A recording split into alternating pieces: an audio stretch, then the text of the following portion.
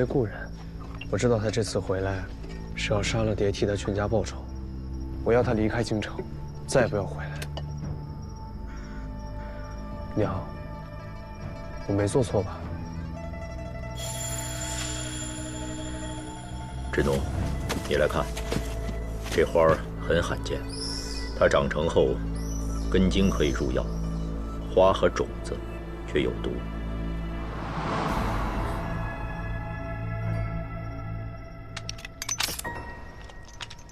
谁？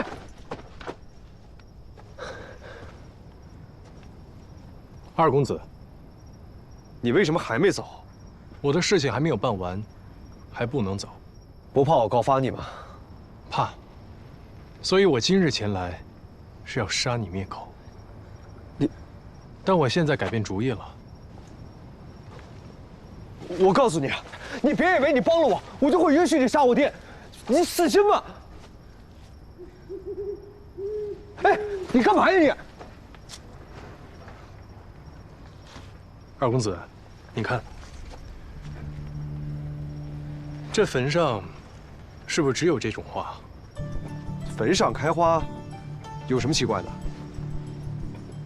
你在林中的其他地方还见过这种花吗？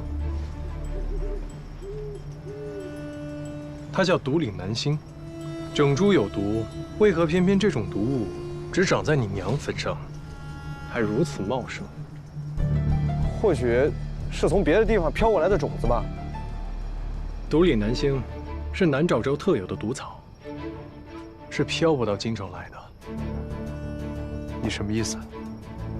要么是有人将它特意种在你娘的坟上，要么就是坟里的尸体本身就带着独岭南星的种子。 不过你应该清楚，前者几乎是没有可能的。你想说什么？如果猜的没有错，你娘应该是被他毒死的。不可能，我娘就是生病去世的。她走之前，我整日整夜陪在她身边，没有人能下毒。独岭南星虽比不上砒霜的毒性烈，但以它的花毒，每日服用一点。 常年累月积攒在五脏六腑里，到了某一天，人自然就死了。到底是怎么回事？只需要二公子将令堂的遗骨请出来，便能查个分明。你要我挖我娘的坟？二公子难道不想知道真相吗？也许毒害令堂的，就是你一直最敬爱，也最意想不到的人。 藏海，你畜生！你想说什么？你想说是我爹杀了我娘？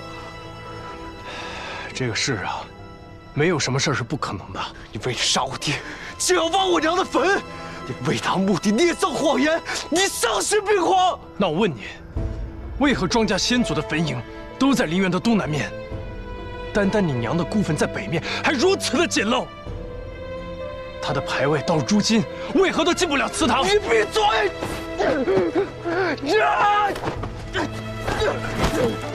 最重要的是，你娘去世这么久，为何你爹一次都没有祭拜过她？为何？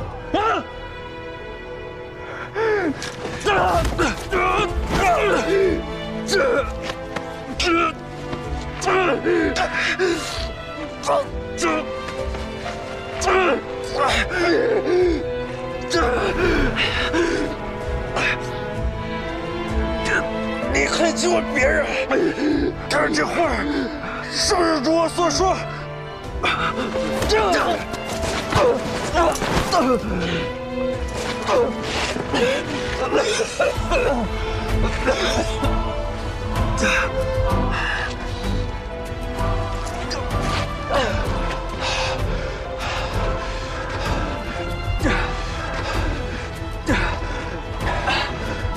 你若是不信他有剧毒，你有没有胆量将它吃了？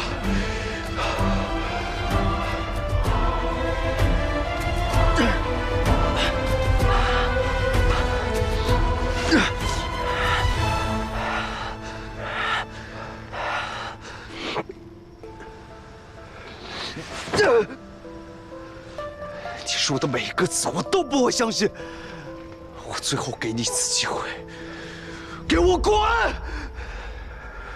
明日祭祖的时候，你睁大你的眼睛看清楚，看看我说的是不是真的。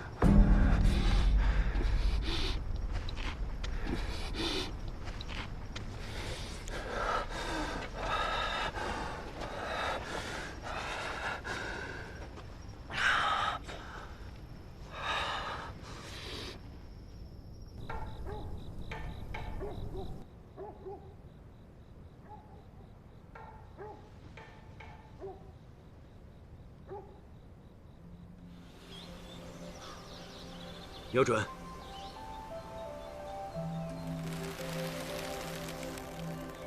剑要沉，手要稳，慢慢吐气。射！我射中了！好，星儿，来喝点水。娘，你说过，射中了晚上给我分素果馅吃。就你嘴馋，只知道吃，不给吃的便不好好练骑射啦。这小子有我当年的胆魄，侯府下一个将军就是他了。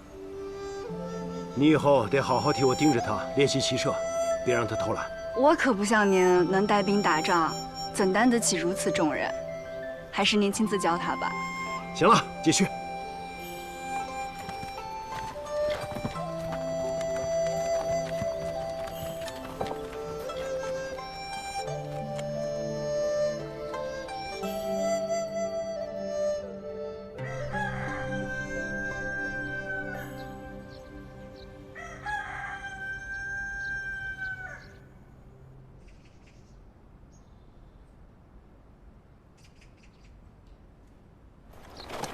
侯爷、夫人，车马已经备好了，下人们提前到陵园，准备祭拜的香烛贡品了。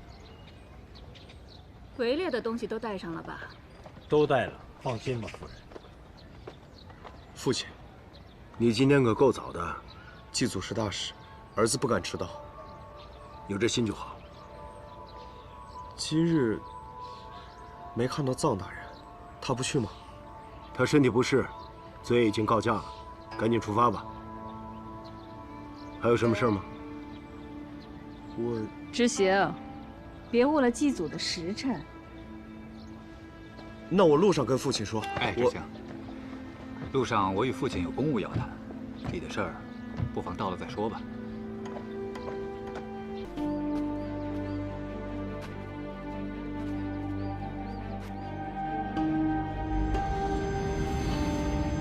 我们不是要去血魂林吗？为何要来这儿啊？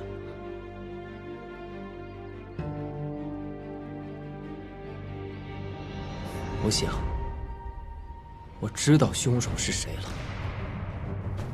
凶手是谁啊？知道了也不说一声，怎么神神秘秘的？哎，阿软，你不好奇吗？我师父说，做人不能太为难自己。想不通的事情就不要想。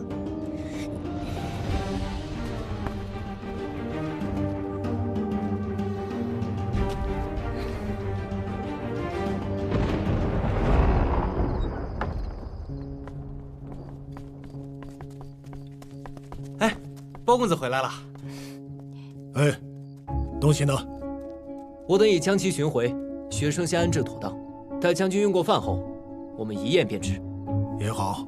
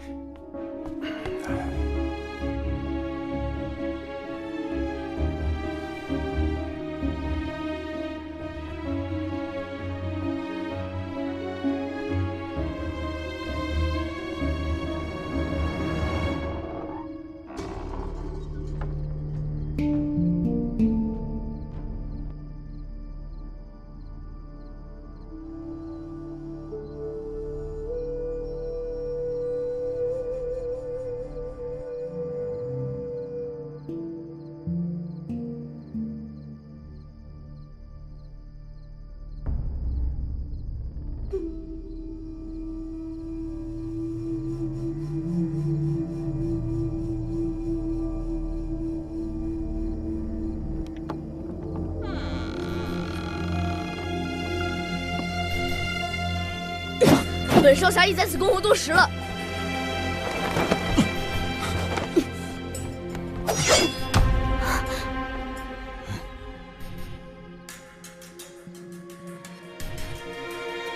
包拯，你说他就是幕后真凶？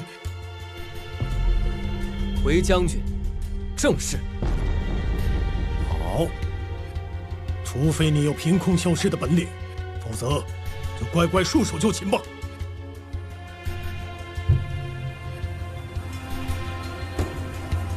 你如实招来，你为什么要害死我娘？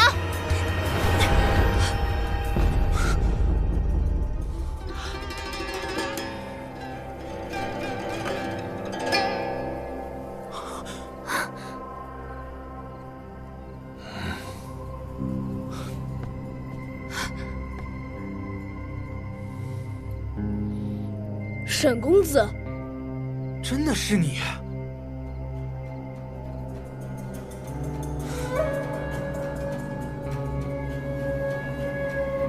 我故意说那枚指环可验明凶手真身，便料想你会提前动身劫取证物。如此粗陋的陷阱，复杂还是粗陋，管用就行。这陷阱对别人来说未必管用，你却一定会上当。这是为什么呀？我们所有人之所以在这儿，都是他一手谋划。虽说一切并非天衣无缝，但至少短时间内不会露出破绽。但就在一切即将完美落幕之时，却突然出现一件超出他掌控的事。白骨指环极有可能令他的谋划功亏一篑，终是让他忍不住铤而走险。他一手策划？等等，你先说清此人到底是谁？他为何要连杀数人？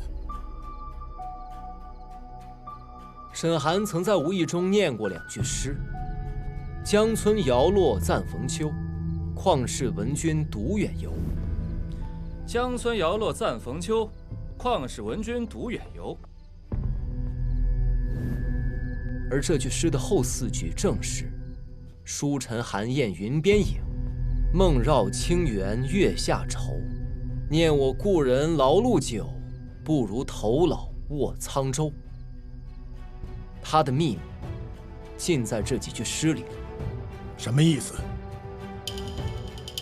若将这4句诗变换曲解，便是沈寒雁疏影，圆梦绕月愁。我念故人久，老步卧沧州。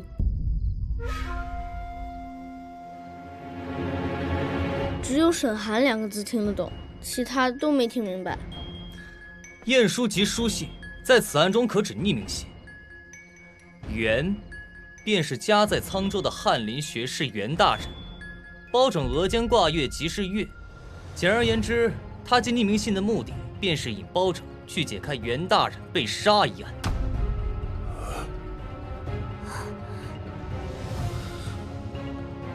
学生斗胆猜测，沈寒应该正是袁大人的公子吧？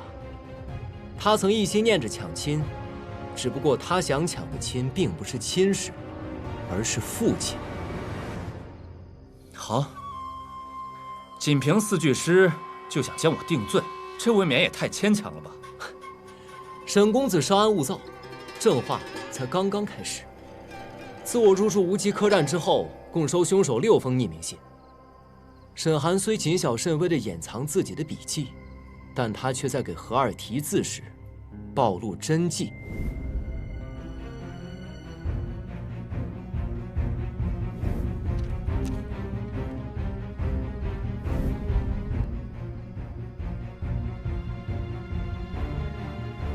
这2幅字虽看似不同，但都骨力坚挺，颇有神采。转折收尾处，锋芒毕露，实为一人所述。可是他既有心杀人，却又引你们过来破案，岂不是很矛盾吗？因为他需要有人出面查出20年前的一桩旧事，揭开杜贤的真面目，还枉死者一个公道。什么真面目？他之所以连环作案，一方面是为了替袁大人报仇，另一方面就是要将丹峰白鹿组织一网打尽。20年前，杜贤联合胡掌柜、孟达亨与水仪，背信弃主，取代媚丹峰成为暗杀组织的头目。此后，他又集合了无涯和江玉湖，以血魂林为据点，行荼毒之事。不可能，我娘怎么可能会是暗杀组织的人？其实水仪本是同谋，曾进行暗杀之事。她正是20年前闻名江湖的滴水观音。无涯遇害时，他和你在一起，他的死和我有什么关系？早在我等踏入血魂林之前，你已将赏金榜的事透露给了无涯。无涯为了查出发榜之人，便伪装成我，捷足先登到达客栈，却不料中了你的圈套。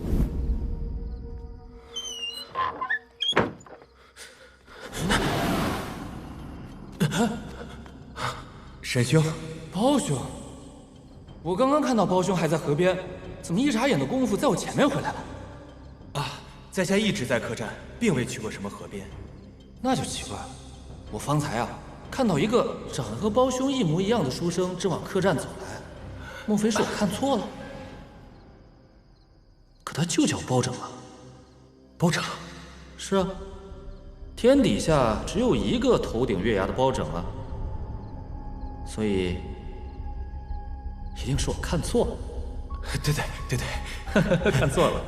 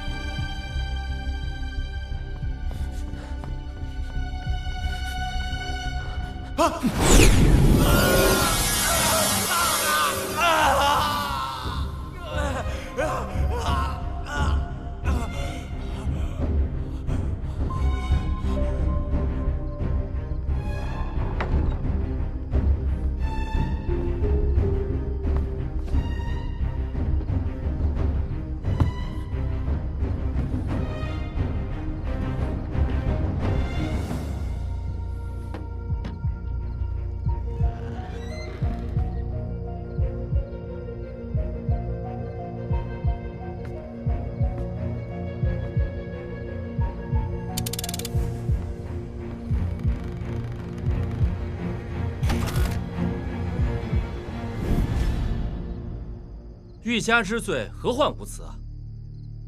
杜贤遇害时，我刚回房间，如何能异地杀人？对啊，杜大人被杀的前一刻，我们正在回廊闲聊，他既未去过杜大人的房间，也没有作案时间啊。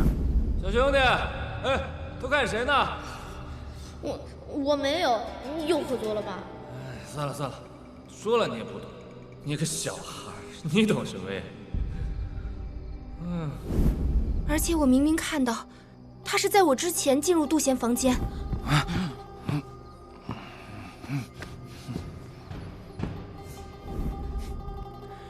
当时惨叫声响彻客栈之时，杜大人已经被凶手杀害了。沈寒率先进入杜大人房间，一来是为了排除嫌疑，二来是为了混淆案发房间中弥漫的酒气。其实你杀死杜大人的方式很简单，只用了一个黄胖、一根细绳和封魂白骨砂。他要换房间，也不是因为怕鬼，而是为了便于杀杜大人。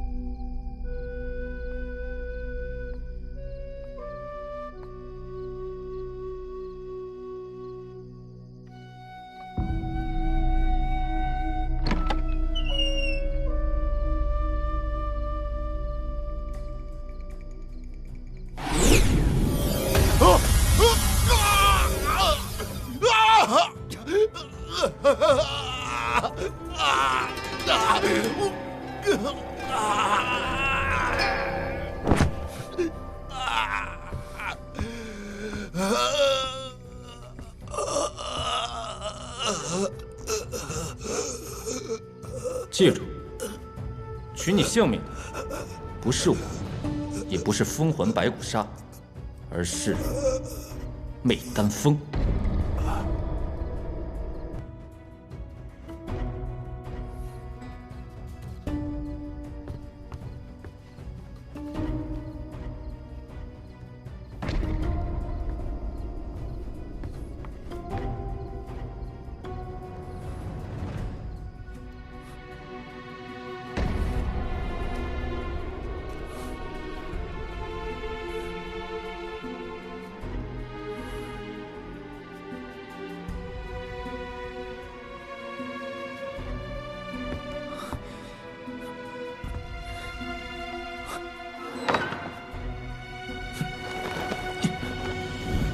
之后，沈寒从房中出来，看似与展昭闲聊，实则是为了给自己制造不在场的证明。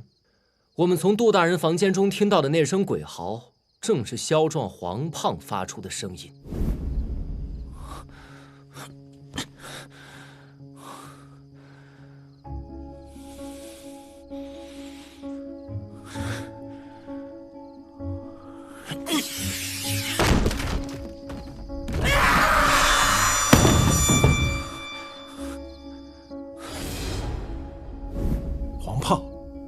那东西叫是能叫，可即使被砸坏了，还是会有残留物落在案发现场。阿软，把你那个黄胖给我。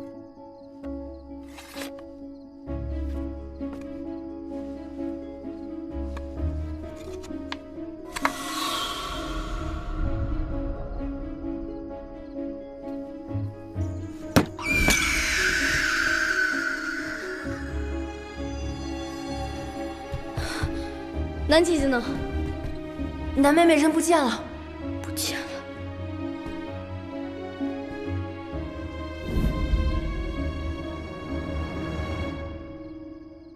哎，这好像是我在杜大人房里捡到的那根红绳。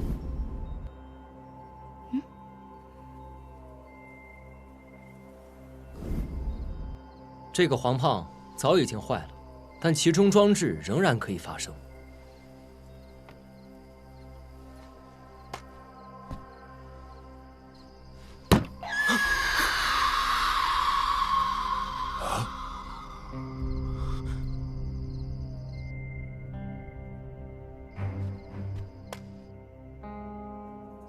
那天我在检查尸体的时候，沈寒先检查了地上的茶水。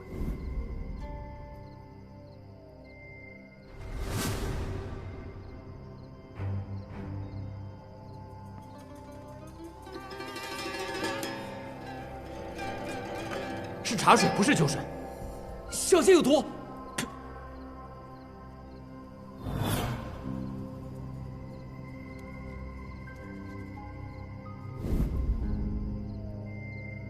客栈之中有黄胖的也不止我一人啊！就算是我先行检查了地上的茶水，也不能证明就是我取走了黄胖的残物啊！况且，凡是身手敏捷者，皆可进入杜大人的房间。不错，黄胖易得，但细绳难寻。那根牵动黄胖的绳子，唯你独有。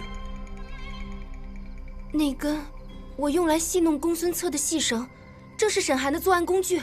正是，你用细绳将我绊倒后，误打误撞地暴露了作案的工具，但很快就被沈寒看在了眼里。我去拿药箱，斩治胡掌柜。我和你一起。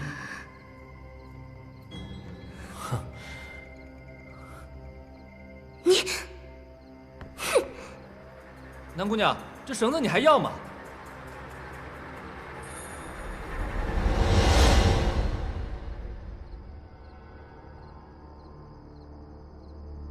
后来，当我们去询问胡掌柜细绳的主人时，又被住在胡掌柜房间上一层的沈寒听进了耳中。他们住在上下层，应该听不见吧？若是有心，怎会听不见？事后我们在沈寒房中，当要为他清洗茶杯时，我发现有一只杯子的眼口是脏的。我知道了，他一定是用茶杯传声。不错。对了，沈公子的茶具要重新洗过，法子问清明便可。啊，好的，包公子。所以胡掌柜早就想起那根细绳是从沈寒房里捡到的，并勒索沈寒。其实区区一根绳子，并不能证明谁一定就是杀人凶手。但假如胡掌柜嚷嚷出去，我们的目光被吸引到他身上，由此顺藤摸瓜，恐怕很快就能查出真相。于是沈寒先假装答应给胡掌柜一笔钱，并和他约定在酒窖见面，随后将其杀害。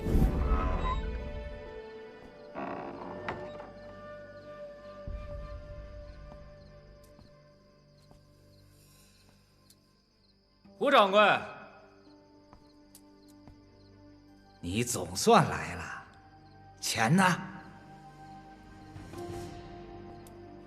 你放心，我拿了钱就走，绝不饶你好事。我这人向来说话算话，钱多的是，回头收你！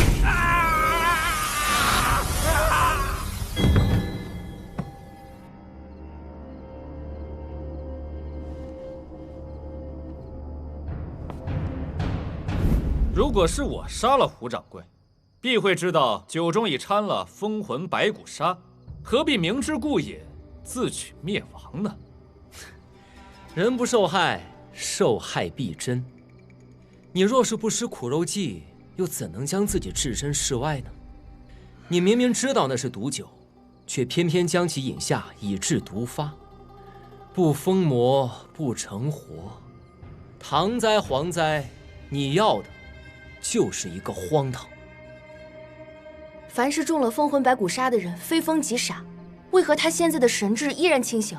那是因为，在他饮下毒酒之前，早已木药欲自救。若不是我和展昭走错了房间，恐怕也不会赶巧钻了这个空子。公孙大哥，鬼头鬼脑偷窥人家沐浴干嘛？你就不怕长针眼啊？我是来找公孙大哥的，谁成想你在这血洗啊你！这是驱邪避鬼的神玉，灵着呢，你找人一边找去。我已检查过残留的药汁，虽不能驱除剧毒，它却可以清神醒脑。他为了让我们相信他已中毒，故意向我们露出伤臂，看似无意，却有意。啊！一夜之间，已经长出这么标致的胡子了。这是在下向穆夫人要的，怎么样？是不是特别爷们儿？哎。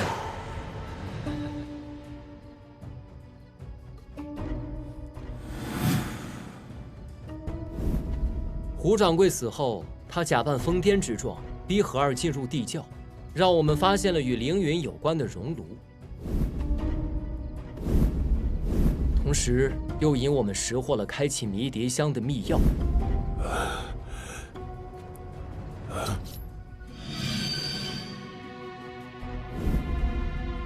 我那时已然昏厥，如何确保你们不是向酒窖原路返回，而是一反其道，从偏门寻获毒药？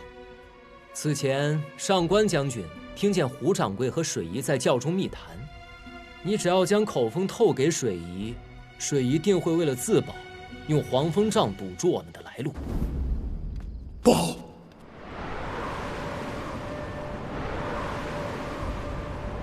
黄风杖。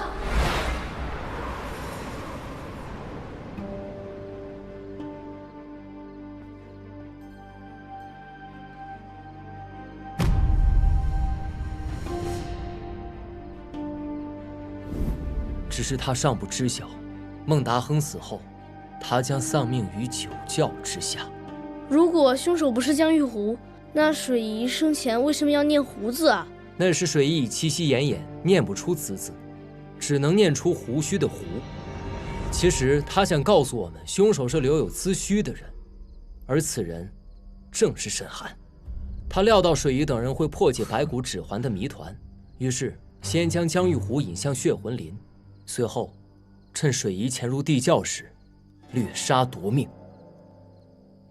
当时何二只顾着寻找江玉湖，却忽视沈寒也不在房中。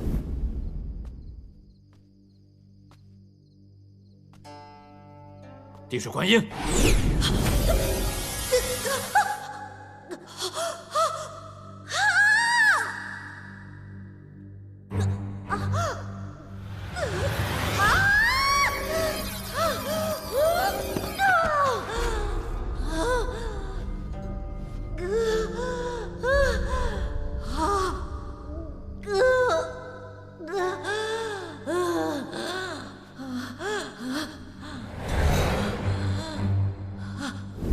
沈寒对每个死者的脾性都了如指掌。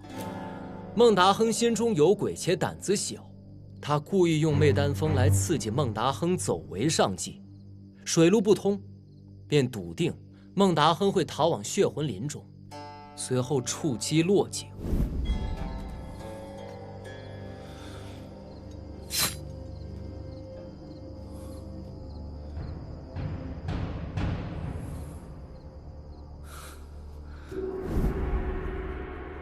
魑魅未解，丹峰意。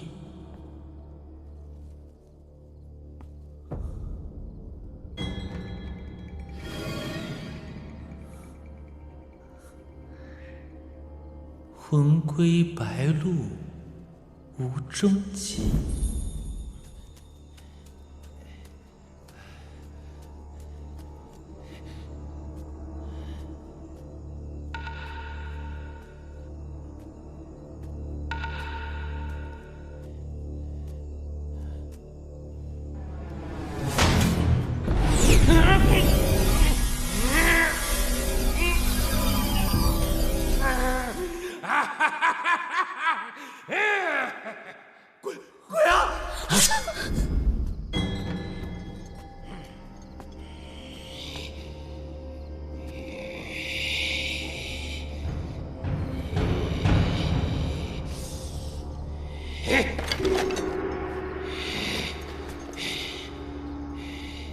他又将同样的法子用在了江玉湖身上。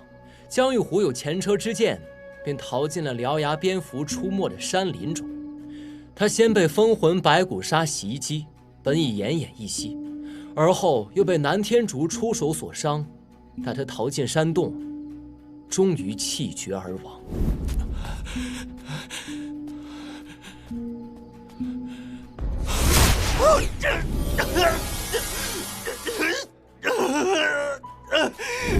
我们曾在山洞里发现了不少蝙蝠尸体，却只遇见过一只蝙蝠，所以我推测，那儿原来有不少蝙蝠。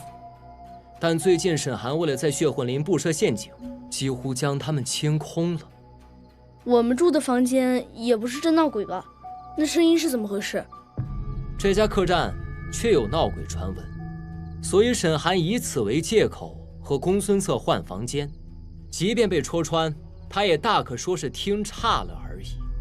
而我们房间的闹鬼声音，则源于楼下迷迭香机关的兽头。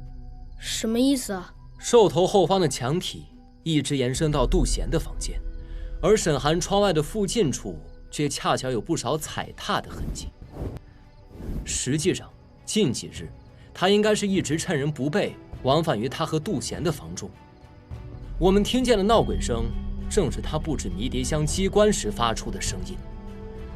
1个月前，胡掌柜曾重修客栈，我想你应该就是在那时混进客栈，将机关打通的吧？一切尽是你的猜测，侃侃而谈中无一样铁证。沈公子忘了，你身上的滴水诀就是如山铁证，它既能救你，也能害你。马上将滴水诀呈给本将军，免得临了了再落得你父亲的下场。呈给你？休想！如果你有一点良心，就把滴水诀交出来，救南姐姐一命。我就算死，也要为我娘报仇，让你血债血偿。能点！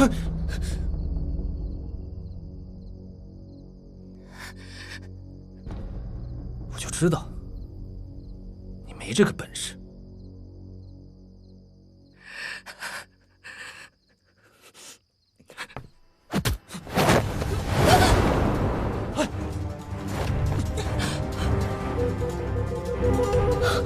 他们不是要杀了南姐姐？哎！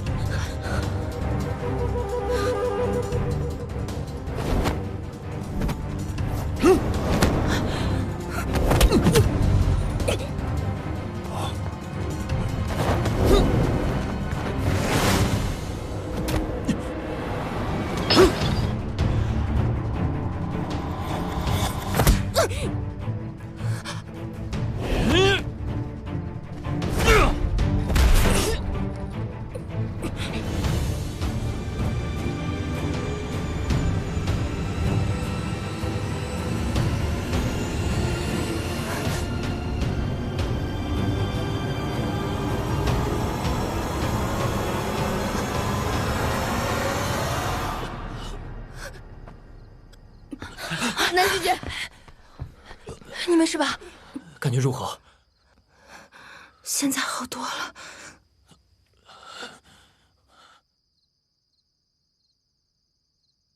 在我们过湖的船舶，原本是你的人。